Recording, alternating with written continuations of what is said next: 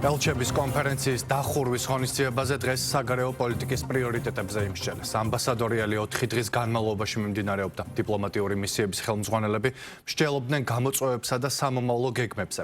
დღევანდელ ღონისძიებას ესწრებოდა პრემიერ-მინისტრი, რომელმაც თავის მხრივ მთავარ პრიორიტეტებზე ისაუბრა. უფრო მეც თემაზე თამუნა ციკლაური გვეტყვის, რომელიც ახლა პირდაპირ ეთერში გვიერთდება. თამუნა, გისმენთ. განვლილი 2025 წელი განსაკუთრებით საგარეო მიმართულებით და დაგეგმილი პრიორიტეტები უკვე 2026 წლისთვის. ეს არის ის მთავარი საკითხები, რაზეც 3 საათის განმავლობაში მიმდინარეობდა მსჯელობა სწორედ ელჩების კონფერენციის დახურვით ღონისძიებაზე, რომელსაც თავის მხრივ ესწრებოდნენ როგორც პრემიერ-მინისტრი, ისე საგარეო საქმეთა მინისტრი მაკა ბოჭორიშვილი და როგორც ირაკლი კობახიძე, ისე მაკა ბოჭორიშვილი ამბობენ უკვე ამ ღონისძიების დასრულების შემდეგ, რომ ამ დროის განმავლობაში მთავარი რაზეც სწორედ ელჩებთან ისაუბრეს, ეხებოდა იმ მთავარ პრიორიტეტებს, რომელიც აქვს საგარეო მიმართულებით ქვეყანას და განსაკუთრებით არსებული გამოწვევების ფონზე მნიშვნელოვანია, რომ გაგრძელდეს ქვეყნის ეროვნული ინტერესების დაცვა საგარეო მიმართულებით.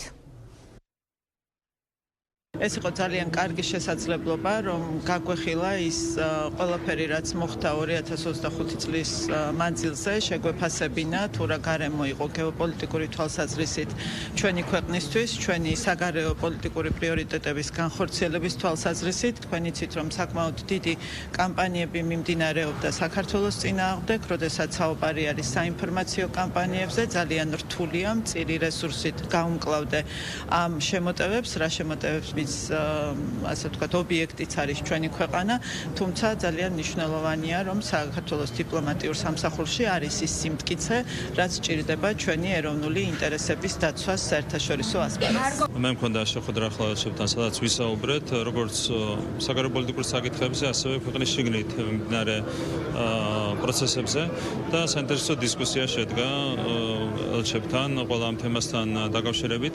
რა თქმა უნდა, ჩვენი პრიორიტეტი მომდევნო წელს არის ზოგადად ჩვენი საგარეო პოლიტიკური პოზიციების მაქსიმალურად დაცვა, მაქსიმალურად გამტკიცება, გამოწვევები რჩება ძალიან ბევრი, ბუნებრივია საგარეო ასპარეზზე, თუმცა ვფიქრობ, რომ იმ პოლიტიკით, რომელსაც ვაწარმოებდით დღემდე, შესაძლებელია ყველა გამოწვევის დაძლევა და რასთავარია შესაძლებელია ჩვენი ეროვნული ინტერესების დაცვა.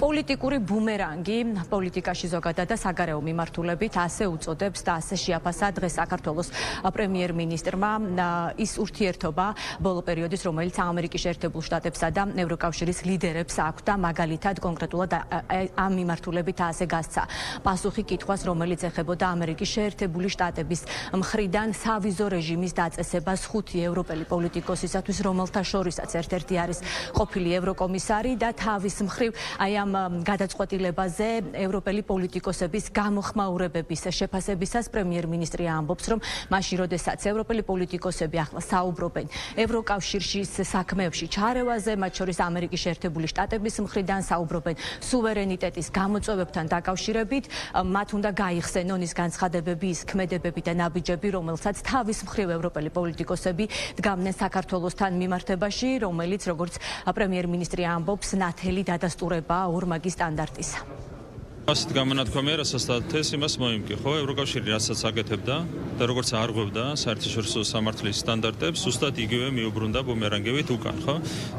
ეს იყო, რა თქმა უნდა, არასწორი პრაქტიკა, თუმცა ეს არასწორი პრაქტიკა ახლა მიუბრუნდა ევროკავშირს უკან, რაც ძალიან საინტერესოა ბუნებრივია ჩვენთვის და როდესაც ჩვენ ვისმენთ ევროკავშირის წარმომადგენლების აღშფოთებულ განცხადებებს ამასთან დაკავშირებით, ესეც არის ჩვენთვის ძალიან საინტერესო.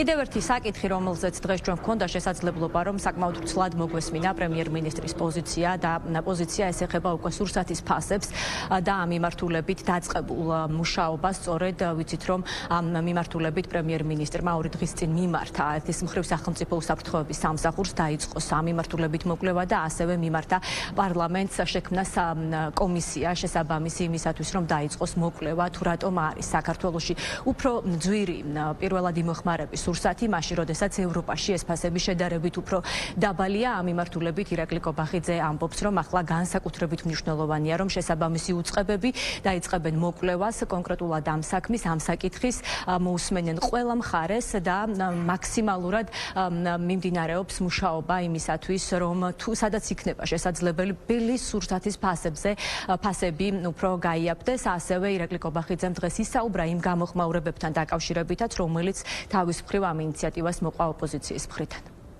ჩვენ ვიქნებით მაქსიმალურად ორიენტირებული ჩვენი ეროვნული ინტერესების დაცვაზე. როგორი რთულიც არ უნდა იყოს გამოწვევები, ჩვენთვის თავარია ჩვენი სტრატეგიული ეროვნული ინტერესების დაცვა. ეს არის მნიშვნელოვანი, რომ მაქსიმალურად სიღრმისეულად შევისწავლოთ საკითხი, სად არის ფასების შემცირების რესურსი და ამაზე მომზადება ბუნებრივია სიღრმისეული დასკვნა.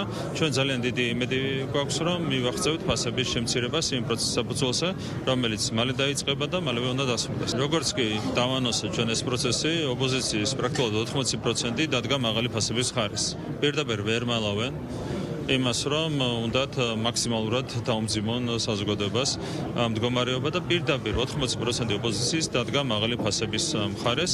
გამოვიდნენ 1000 ბრალდებით, რომ თითქოს ჩვენ ვაპირებთ იქ რაღაცა მკაცრი შეზღუდვების დაწესებას და ეს შემდეგ ჩვენ რასაც ვაპირებთ, ეს არის საკითხში ჩაღრმავება და სადაც არის ფასების შემცირების რესურსი, ბუნებრივია ყველგან უნდა იყოს ეს უზრუნველყოფილი. ეს განცხადებები და შეფასებები დღეს პრემიერ-მინისტრისგან ჩვენ მოვისმინეთ ელჩების კონფერენციის დასრულების შემდეგ, რომელიც ცოტა ხნის წინ დასრულდა, 4 დღის განმავლობაში მიმდინარეობდა ამბასადორიალი და როგორც უკვე გითხარით, ის უკვე დასრულებულია. მადლობა, პირდაპირ ეთერში თამუნა ციკლაური საუბრობდა.